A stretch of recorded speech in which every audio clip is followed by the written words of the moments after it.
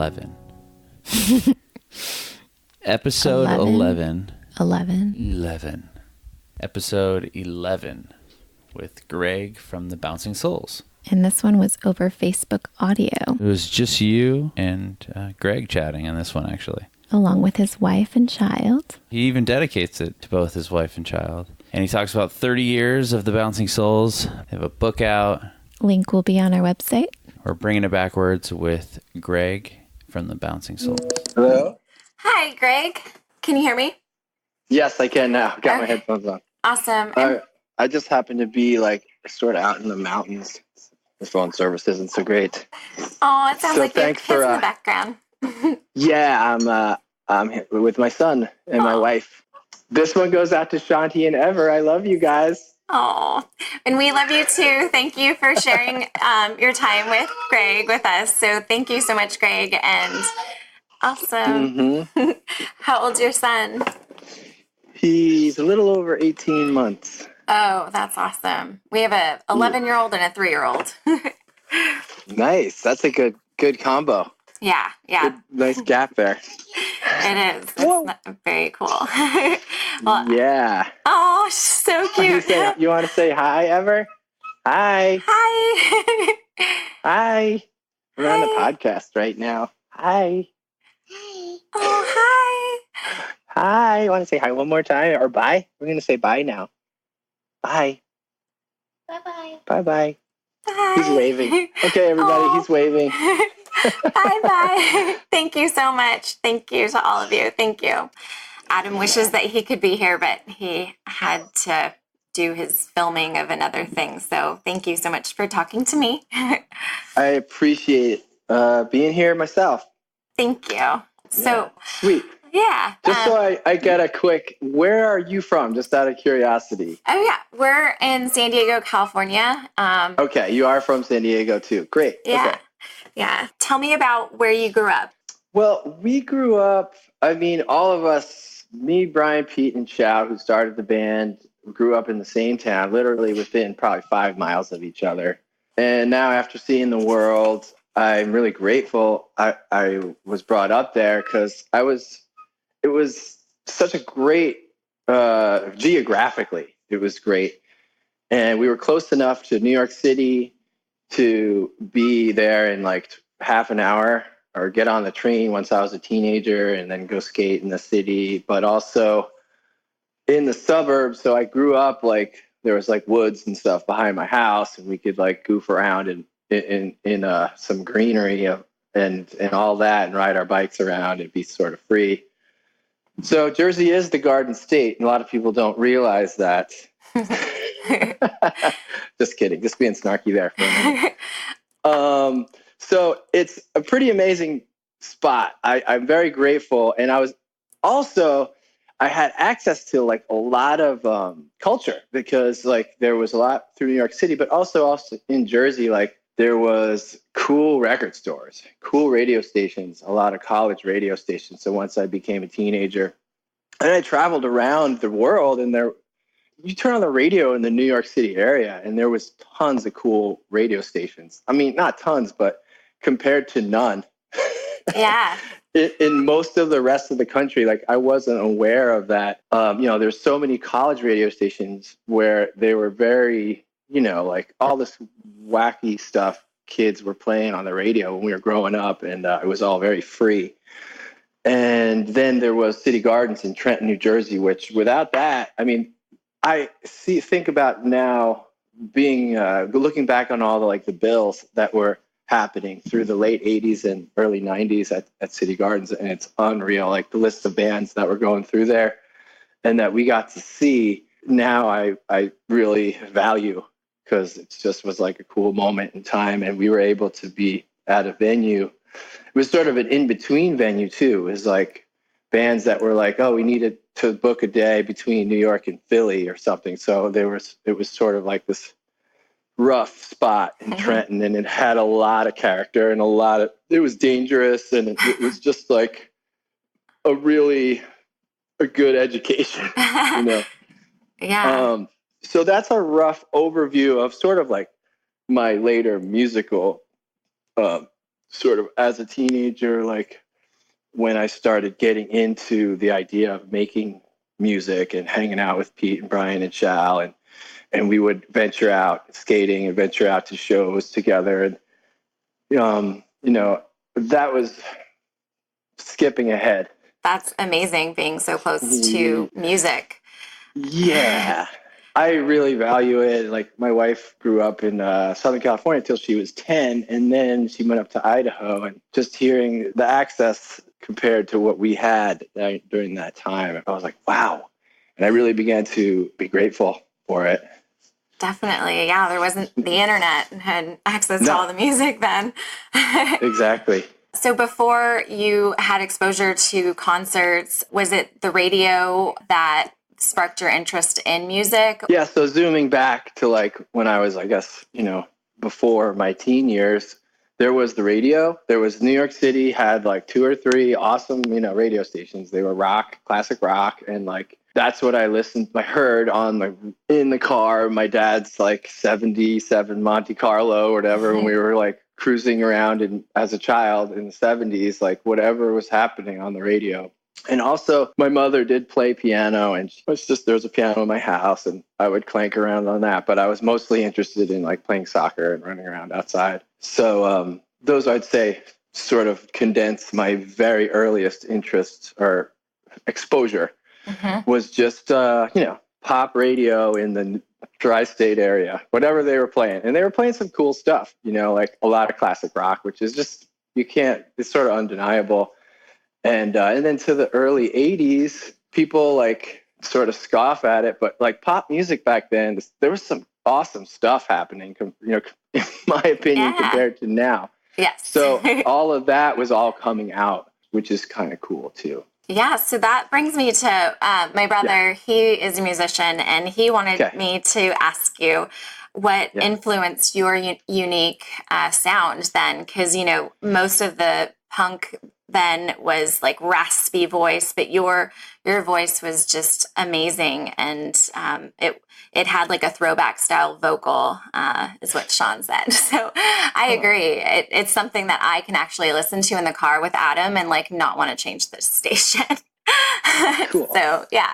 I appreciate that. I mean, I think there's a lot in there that is so inherent. It's just sort of like, I think a good singer, or I don't even know if singer is the right word. Like if you're, being a vocalist or whatever, your primary purpose is to reveal something of yourself. That's not an easy thing to do, but if there's something inside of you that it wants to be said that is worth hearing, Yeah.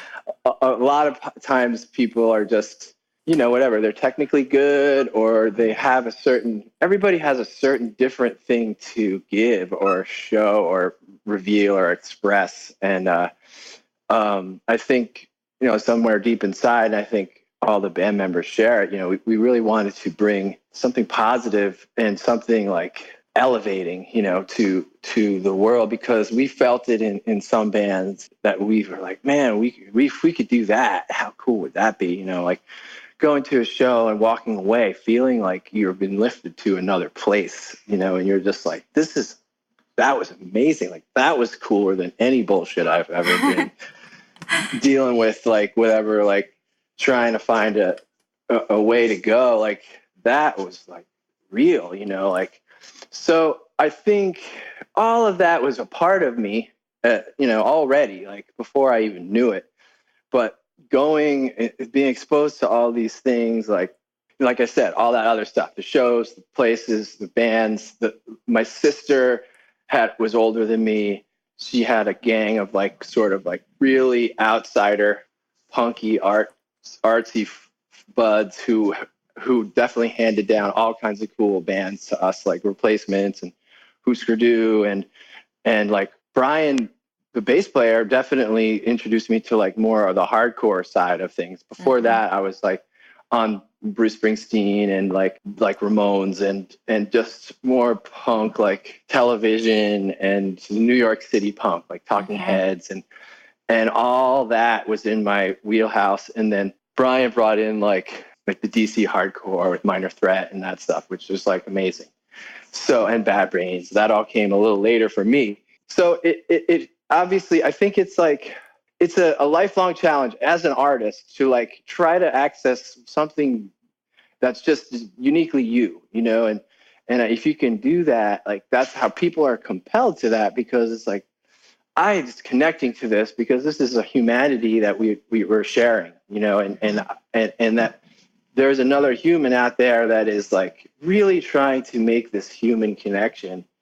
And that's what we're here for. That's what makes us feel like we're alive, because there's so much bullshit that we have to deal with that makes us feel like we're not alive, or is sort of killing our spirits. Yeah. So that's where music has is so important, and we experienced that and brought us an elevated thing that we needed to share. I think part of us really wanted to work to create that as well. Your lyrics are still relevant today. Like Kid is one of my favorite songs. And, it now that we have an 11-year-old in elementary school, like it's rough. Like,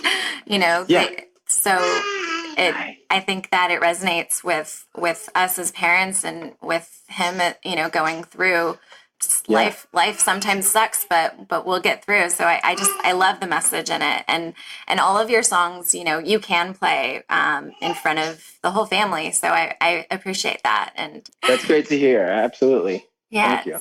No, thank you. They are definitely helpful, having your message in something so beautiful as a song. Going back to how you guys formed your band, how did you guys get the name? I read something, but I just wanted to know, like, what inspired the Bouncing Souls? We had a gig, one of our first gigs at the Battle of the Bands in Bernards High at a neighboring high school.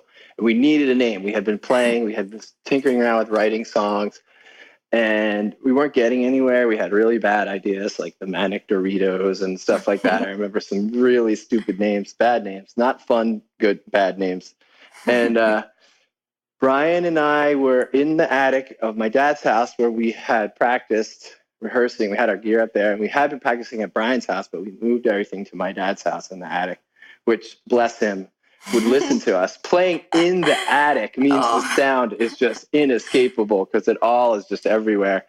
And I remember we had one original song, and I would come downstairs and I would see him sitting on the couch, and he'd be like, we'd play it like 7 times in a row or something, And he'd be like, you guys know another song?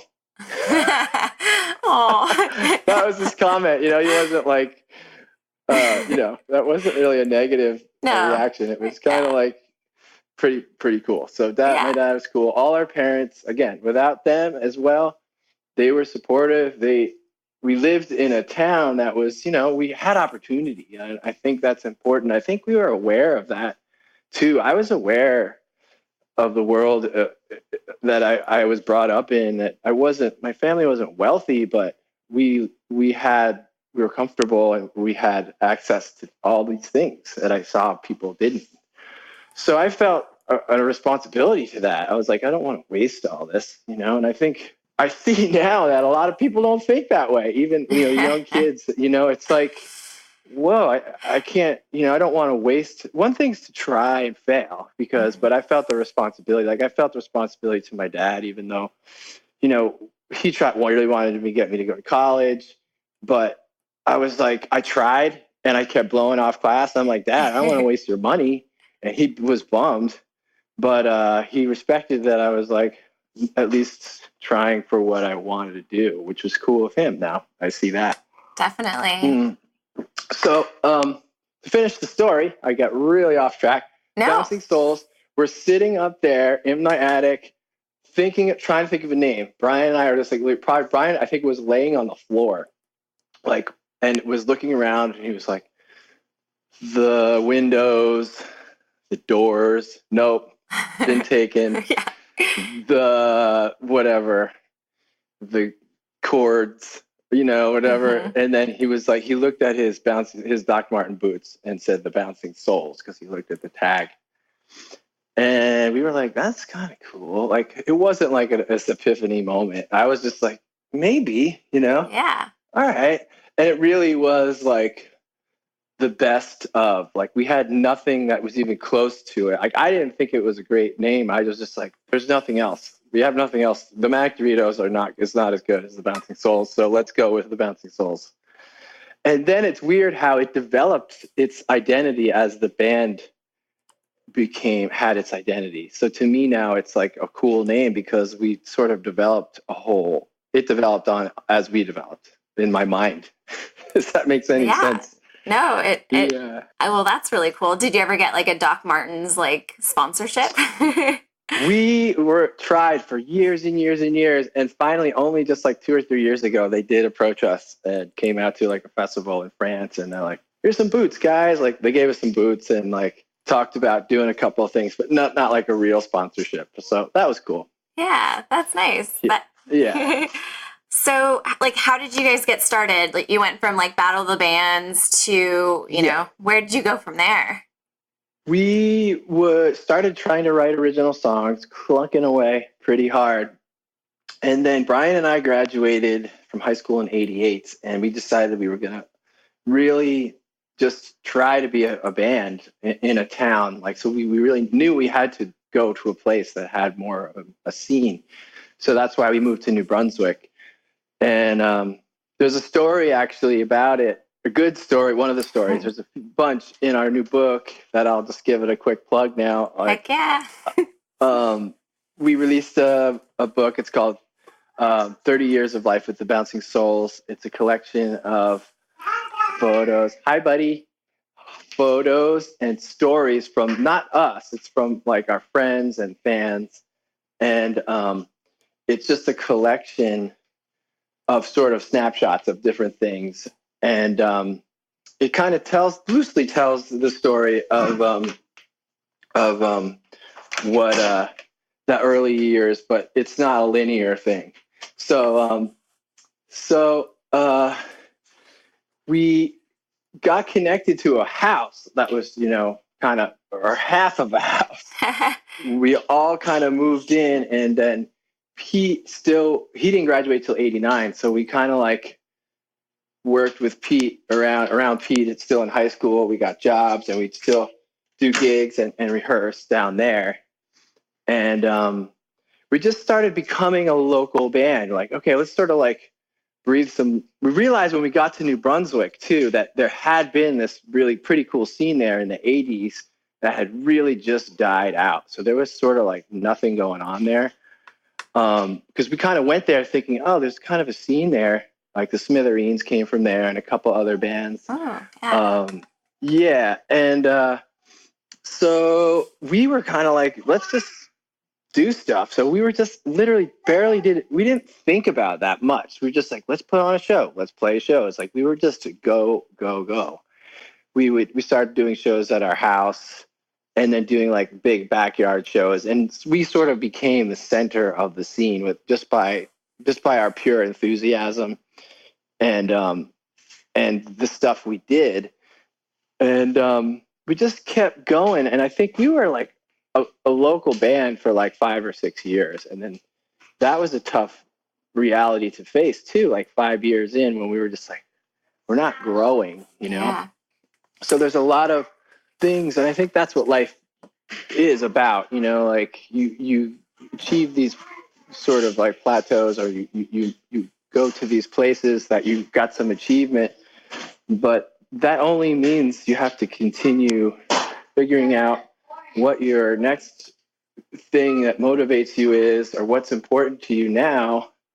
And that's been a very big part of what's probably one of the hardest things about being in the Bouncing Souls. It was just like, we sort of achieved all our dreams too, like zooming ahead. Mm-hmm. Like our dreams were pretty reasonable. Like, let's make music, let's make a living, let's see the world. And we kind of did that. Like, by sort of like the early 2000s, I felt like I was just sort of in a place that I was like, I don't know, what is driving us at this point, and then you're just like, am I just making a living, like now this has our passion just become our job. And that can be a crushing feeling too. And I think a lot of artists kind of have to face that at some point when, like, your drive to achieve your dreams is in some way easier than it's when you get there. And like, that's when I think that really becomes this moment, a defining moment. So that's a good perspective. Yeah. And I've read a lot of things about it. It's like, it's sort of a spiritual thing where you can, it's part of like the deeper like cycles of life. I think all of us do that, and have to do that in many different ways. It's just when you're a musician or an artist, it's sort of like a little more like, even though it's a crappy, cheesy term, it's like it's more high profile. Like people are witnessing it, but everyone, like in the most personal way, has to sort of face these things, you know, even if they're not famous. Definitely. Or have people caring about the choices they make. On a mass scale. You know what I mean? Definitely. Maybe just your family cares about the choices you make and people that care about you, but that doesn't make it any less important. I think, and that's as like a spiritual journey we all are on. It's like just as important as for everyone. So. That's beautifully said. I love that. There's always someone holding us accountable, and that's a wonderful thing. That means they care. So you went from, backyard concerts and doing, your thing around town for 5 years or so. How did you get signed? Did you just like mail your demo to everybody, or did someone discover you? We had, that was also a part of what we did. So we very systematically and very, very efficiently like approached all like the major labels in New York City. We had a couple of contacts. We made, back then you had to make these elaborate press kits that were very expensive to make with either like a cassette in it or pictures and like a bio. It was all this physical stuff that you had to make, mail it off in a package and hope. And 99% of the time it ended up in a bin. You know, you think about that now, you're just like, good God, man. Yeah. You know, the digital press kit and the fact how easy it is. Oh, check out my Instagram, man. You know, it's like, that is like all you need to do now. Yeah. It's crazy. So we had this epiphany. We were getting rejections. We put the rejection letters on the wall in the bathroom in the place that we live. So we were just like, they were pasted up on the bathroom wall. And to the point I don't know when it was, but finally we were like, this is stupid. We're wasting all this energy.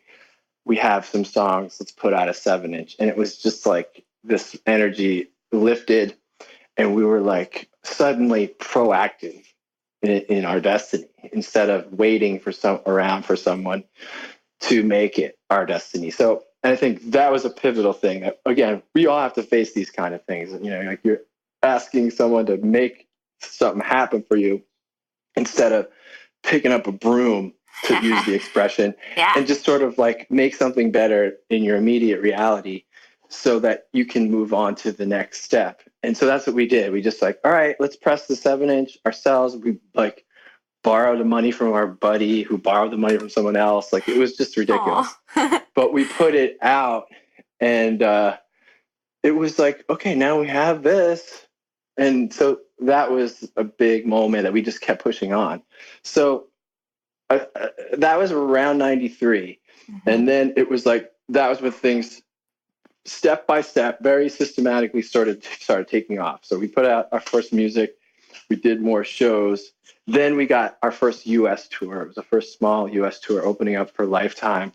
And that exposed us to some other bands and like the West Coast people who like started chattering about us, you know, like the Epitaph bands some of those guys saw us, and Rancid and like Pennywise and NoFX. And so they were like chattering about us. I was like, that band's cool, you know, and like that helped, definitely helped.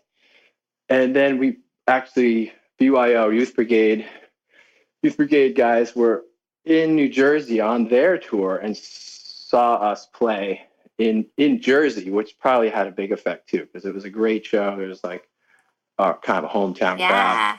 That's great. And they were kind of like actually zoomed in to actually sign us because they were ready to revive their whole label. They hadn't put stuff out in a while. So that was the major catalyst. And once we made a manufacturing and distribution deal with them and released our first LP, The Good, Bad, and the Argyle, it kind of really took off from there. And we were able to, Youth Brigade took us on some really good tours with 7 Seconds. And then we went to Europe in 96. That was just, of course, a dream come true to just be in Europe for like 5 weeks and see all these cities. And just amazing because you said, wow, we made it to Europe on just our music or, whatever our creativity is like, was just so cool.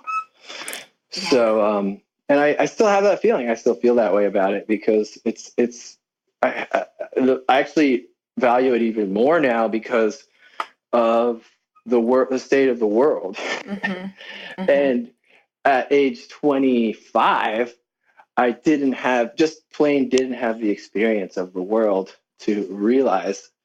Again, I had some awareness of that I had opportunities. I had a lot of opportunities but then, seeing more and more of the world to really have more and more gratitude and value them as I had more experience. That's amazing. And all these things worked out great. We did I think 4 or 5 records with Epitaph. They had a great distribution deal in Europe. Without that, we wouldn't have been able to tour over there just for some success. And we probably wouldn't be able to go over there now we kind of ran our course with them. And then it was just like, let's do something different. And we released our own record, which was Ghosts on the Boardwalk. And that was an experiment. We decided to release a song a month for a year. And it was like sort of the dawn of like digital music. And it was like, nobody really knew what was going on. And we're like, let's try this. And